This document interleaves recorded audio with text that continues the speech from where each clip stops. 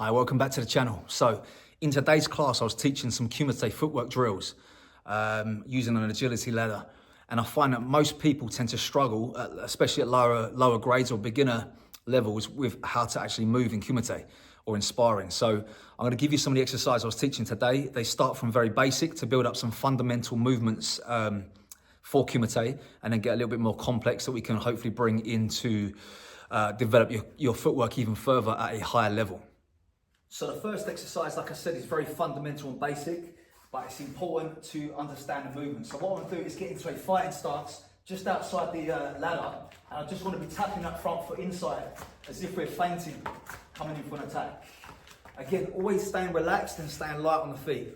That's the key thing to move well, is to be relaxed and light, okay, not too tense. The problem is that people tend to be very stiff and heavy on their feet when they're doing kumite. So we want to be nice and relaxed, and we're just shifting in and back, in and back, in and back. This is the starting exercise, the very fundamental basic movement drill.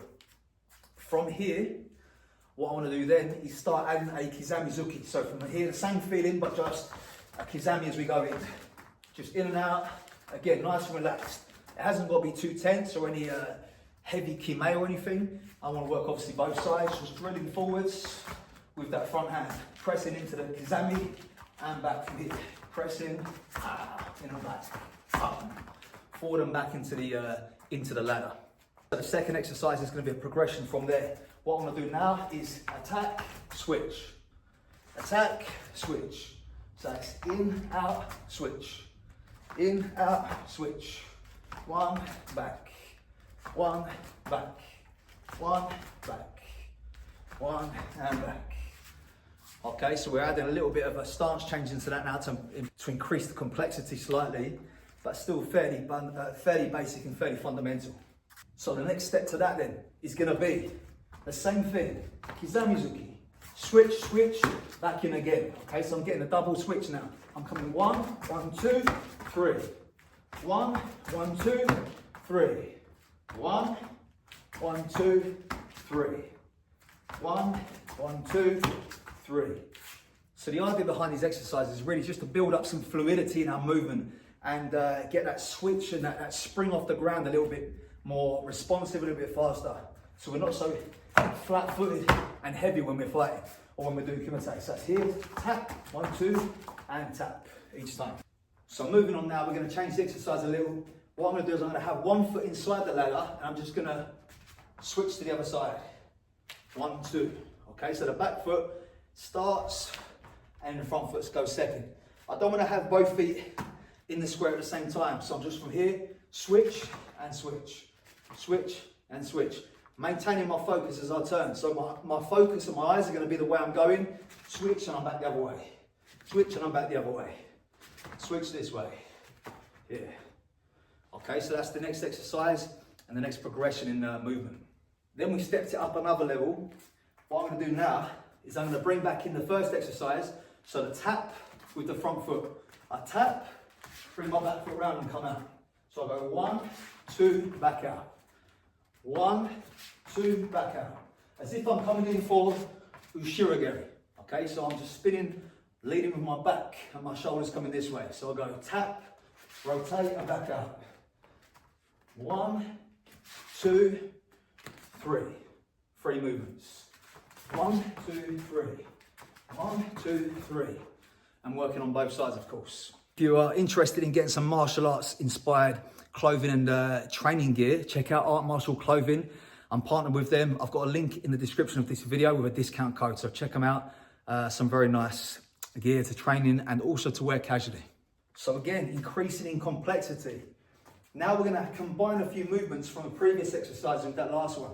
So we're going to make entrance and back out with kizami-zuki, in and back out with gyaku-zuki, and then make a pivot around. So we go 1, back, 2, back, 1, and get back out again. 1, back, 2, back, in and around. 1, 2, in and out. Okay, so again, just staying fluid, staying light, and just flowing in the movement. Okay, there's no strength as such in the punches. I'm not trying to hit as hard as I can. I'm just jabbing those hands out, nice and relaxed, and working on that movement. So now we've got 2 more exercises left from the session I was teaching.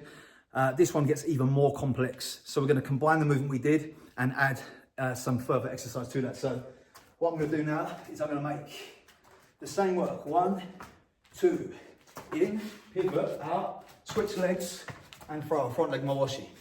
So it's 1, 2, pivot, come out, switch legs, and mawashi from there.